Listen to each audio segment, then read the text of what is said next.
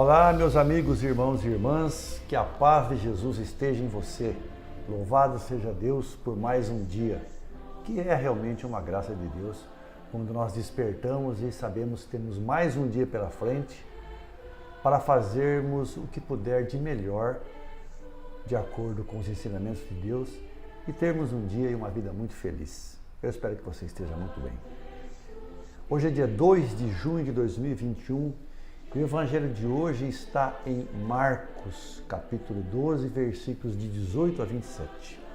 E diz assim: Naquele tempo vieram ter com Jesus alguns saduceus, os quais afirmam que não existe ressurreição, e lhe propuseram este caso: Mestre, Moisés deu-nos esta prescrição: se morrer o irmão de alguém e deixar a esposa sem filhos, o irmão desse homem deve casar-se com a viúva, a fim de garantir a descendência de seu irmão. Ora, havia 7 irmãos, o mais velho casou-se e morreu sem deixar descendência. O segundo casou-se com a viúva e morreu sem deixar descendência. E a mesma coisa aconteceu com o terceiro. Nenhum dos 7 deixou descendência. Por último, morreu também a mulher. Na ressurreição, quando eles ressuscitarem, de quem será ela a mulher?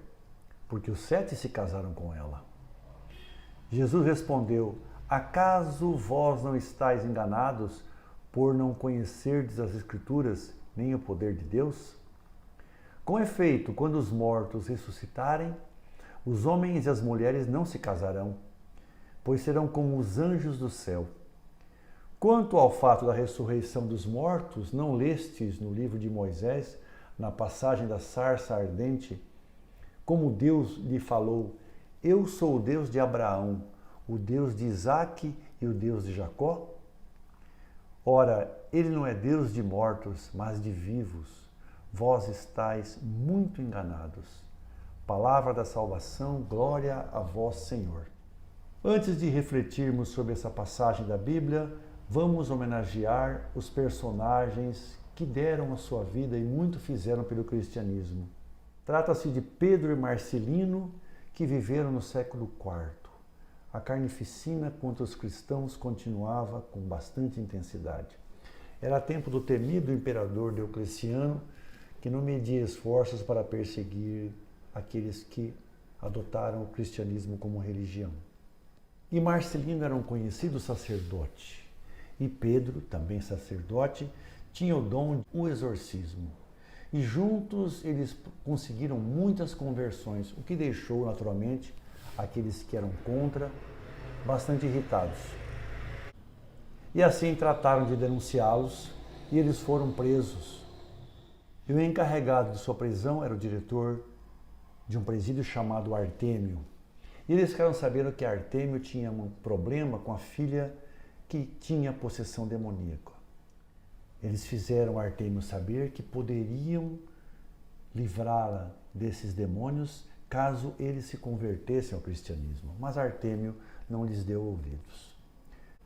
Conta-se que um anjo os libertou, eles foram até a casa de Artêmio e lá converteram a família e a filha ficou curada. De volta à prisão, eles foram soltos completamente por Artêmio, que passou a professar o cristianismo, deixou os trabalhos da prisão e passou a viver às escondidas, pois também passou a ser perseguido. Ele foi capturado junto com a família, ele foi decapitado e sua esposa e sua filha foram mortas por sufocamento, elas foram soterradas sob pedras. Pedro e Marcelino foram recapturados, condenados, e como já gozavam de muito prestígio e admiração por parte do povo, foi ordenado que fossem sacrificados numa floresta próxima chamada Selva Negra. E assim eles foram decapitados e ninguém ficou sabendo onde aconteceu esse fato. Com o tempo, porém, uma senhora muito bondosa, muito beata, chamada Lucila, descobriu o paradeiro dos corpos e deu a eles um enterro digno. Era o dia 2 de junho de 304, quando eles foram mortos, pouco antes de que o futuro imperador, chamado Constantino, promulgasse o Edito de Milão, que deu liberdade para que os cristãos professassem a sua fé com segurança e tranquilidade. Ele mandou erigir uma igreja sobre os túmulos deles e depois, em 1751, os seus restos foram trasladados para a Basílica de São Pedro e São Marcelino em Roma, onde lá estão até os dias de hoje. Esses relatos sobre a história, a vida e a morte deles foi passada por um jovem chamado Dámaso, que depois tornou-se o Papa Dámaso. E ele presenciou esses fatos quando era muito jovem ainda.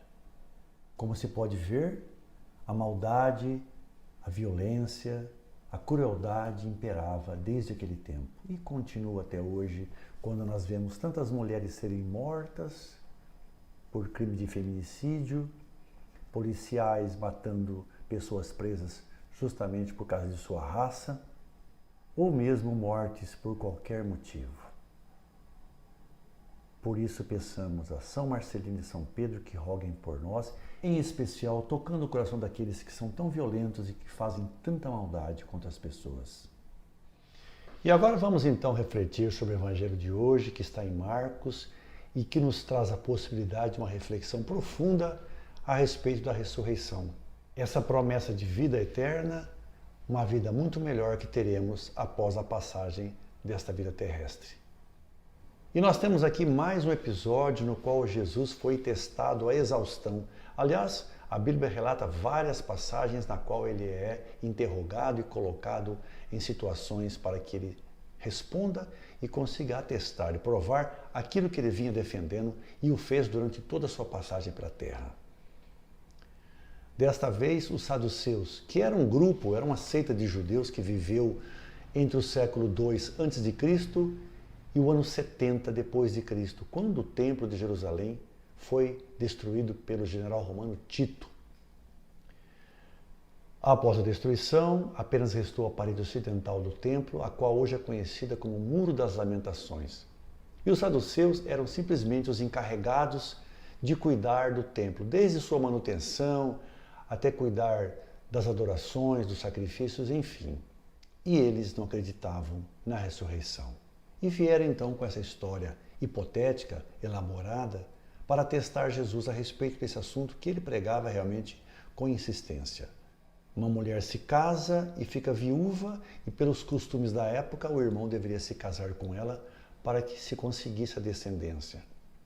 E segue a narrativa dizendo que todos foram morrendo em sequência e ela se casou com os 7 irmãos. E a pergunta que foi feita a Jesus: após a ressurreição, com quem ela vai ficar?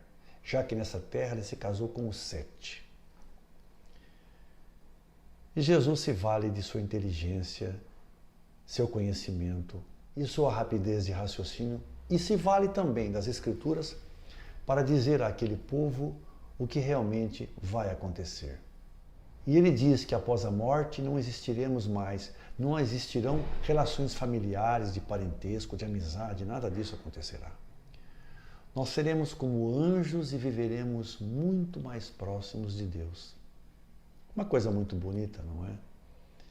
E essa promessa da ressurreição realmente nos anima, nos entusiasma nesta vida a vivermos dias felizes, lutar contra as dificuldades, sempre com muita fé em Deus. Mas é difícil às vezes para nós. Eu confesso que já houve tempo em que eu pensava assim: quando eu não estiver mais aqui, que bom, eu vou reencontrar com a minha mãe, com meu pai, com tantos amigos e parentes que já se foram. Mas não vai ser assim. Então fica a pergunta: para que nos apegarmos tanto às coisas materiais? E alguns até dizem: para que nos apegarmos tanto às pessoas? Um ponto um tanto quanto polêmico, admito. Mas eu creio que nesta vida devemos viver bem, amarmos uns aos outros, cuidar bem do próximo, dos nossos amigos, nossos familiares. Porque após essa vida não estaremos mais com eles. Estaremos com certeza muito melhor na presença e na proximidade de Deus. Mas nós, humanos, temos a tendência a materializar tudo aquilo que é espiritual. Tudo aquilo que é imaginário, aquilo que é um conceito, a gente tem a tendência de tentar fazer aquilo de uma maneira que a gente possa enxergar de forma concreta. Somente o conhecimento da palavra de Deus, uma fé muito firme e uma crença infinita naquilo que nos foi proposto e ensinado para que a gente possa levar adiante essa vida, certos de que um dia estaremos na presença de Deus, numa vida bastante bonita. Proponho a você que reflita um pouco sobre isso, como é que você enxerga a ressurreição, como será a sua vida, o que você espera. E eu tenho certeza que você vai se sentir muito melhor ao saber dessa promessa de Deus. E está lá no livro de Moisés a afirmativa de que Deus não é Deus dos mortos, e sim Deus dos vivos. Portanto, nós viveremos eternamente. Fique na paz de Jesus, que Deus te proteja, louvado seja nosso Senhor Jesus Cristo, para sempre seja louvado. Espero revê-lo com certeza na próxima semana, se Deus quiser, e Ele há de querer. Um grande abraço a você e até lá.